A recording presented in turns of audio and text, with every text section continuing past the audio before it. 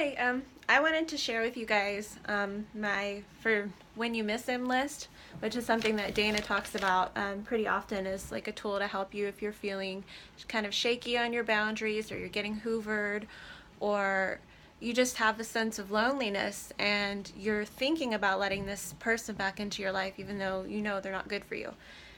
It's really helpful, and it can help you to maintain like strong mental boundaries if you create a list.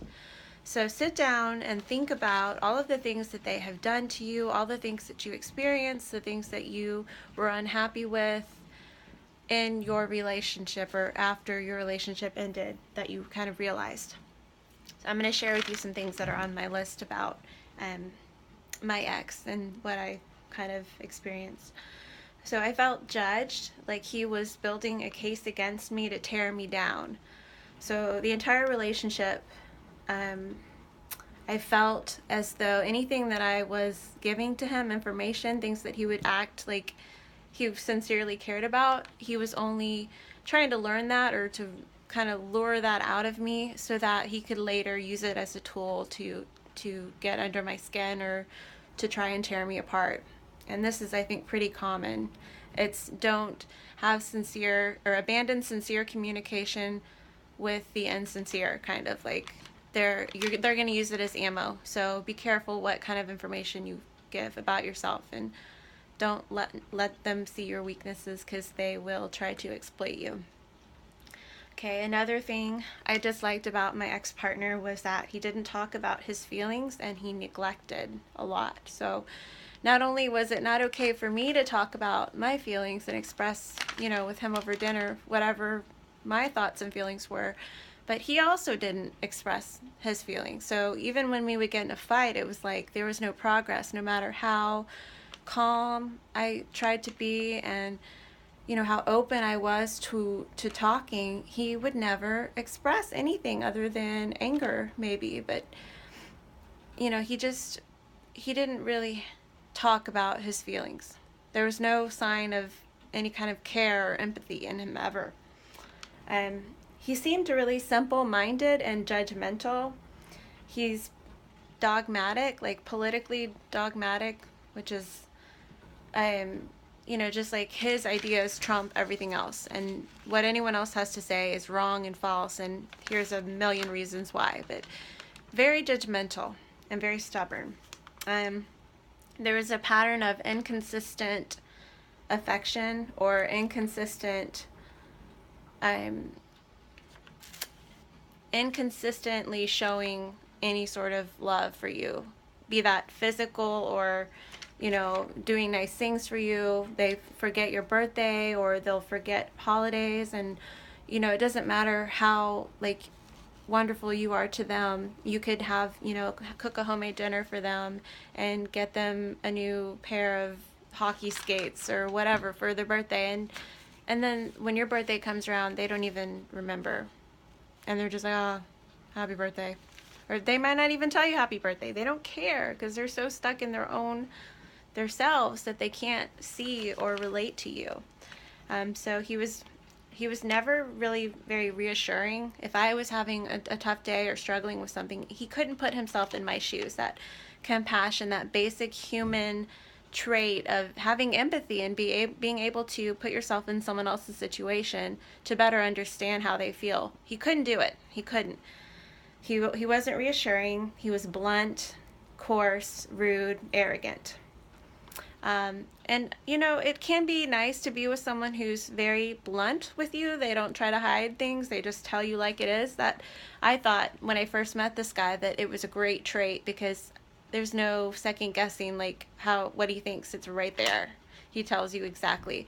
But it comes to a point where it's damaging and it's being used to hurt you.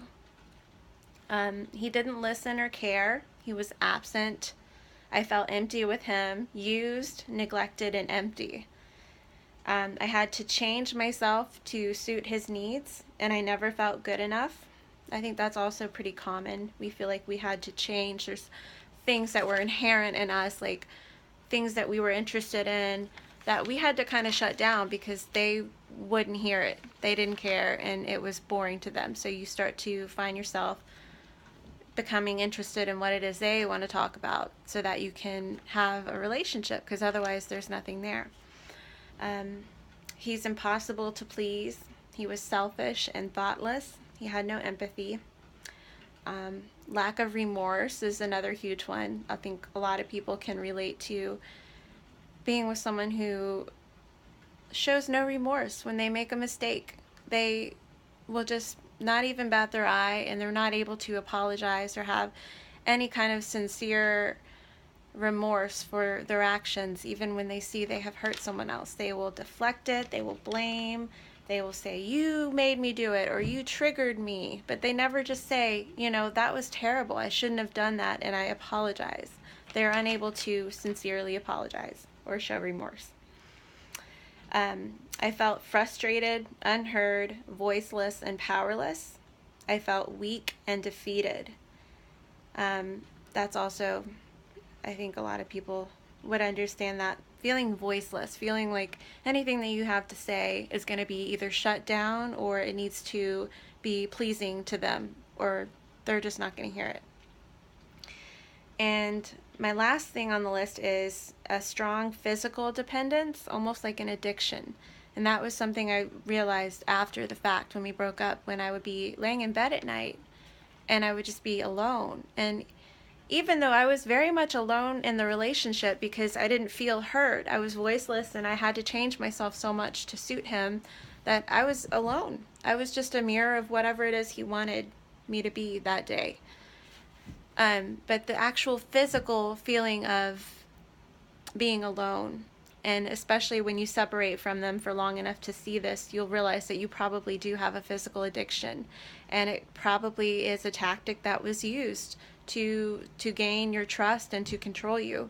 They often use sex or signs of affection, kisses, hugs, any kind of physical contact. That isn't inherent for them. That isn't out of love and compassion for you. It's in order to get you sucked in so that they can use you. It has nothing to do with closeness or bonding. And for us, normal human beings, we have, this oxytocin and this love bonding chemicals when we're with this person, and we become physically dependent to that. But for them, it's just a game. For them, it's just a way for them to establish control over you. So I kind of hated the physical dependence and the withdrawal feelings that I had after we broke up. And I knew it was an addiction, right? And the relationship wasn't healthy. I was withdrawing just like I would be withdrawing from a drug because this person was toxic and my brain had been hijacked.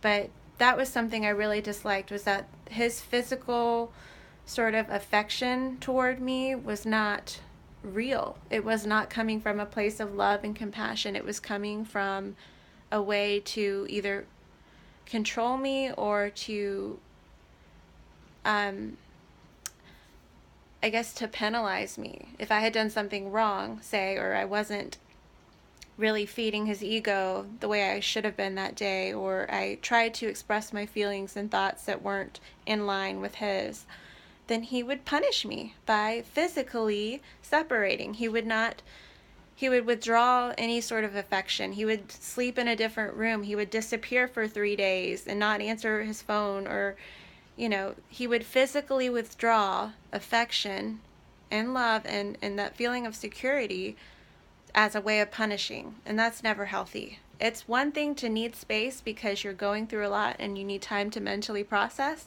You explain that to your partner. Your partner respects your boundary. But it's another to do the silent treatment when you're in a relationship, you live together, and you disappear for days on end as a form of punishment. So if you recognize any of these things, if you're having any of these feelings, you might want to make yourself a list for when I miss him, like Dana has recommended many, many times. And I just want to share one other little thing that has helped me sort of get out of the fight or flight amygdala reactive state. If they send you a message or you're looking at your message box and you're thinking about them, and what if you want to say something and you feel your heart start to race and you're getting into this PTSD panic attack state, and you literally, sometimes you'll feel your heart race or you start to sweat. Something that you can do to bring your energy and focus out of your amygdala and into your prefrontal cortex, which is logic, reason, is to tap. Take your two pointer fingers and just tap on your forehead, kind of above your eyes, in the middle of your forehead. Tap. Rapidly tap and take deep breaths while you're tapping, and just give yourself a couple of minutes, and you'll notice the attention will come into your prefrontal cortex, and you will start to feel more in tune with your mind and what is healthy, and you'll start to have like your logic come back instead of being in this emotional, highly reactive state. You're telling your brain, okay, brain, back to here, back to logic. What is good for us? What do we need to do next? What is going to be healing for our body?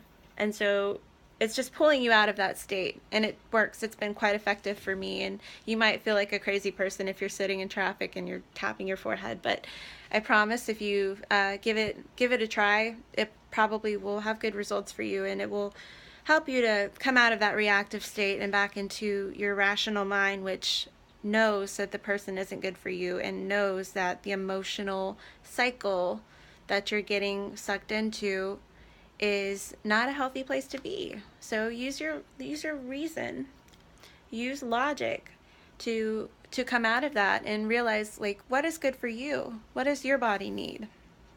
Anyways, thanks for watching. You can comment below if any of these things have helped, and also if you make a video or if you want to share any of the things that are on your list for when you miss him or her. I would be really, really happy to see what you guys have on your list.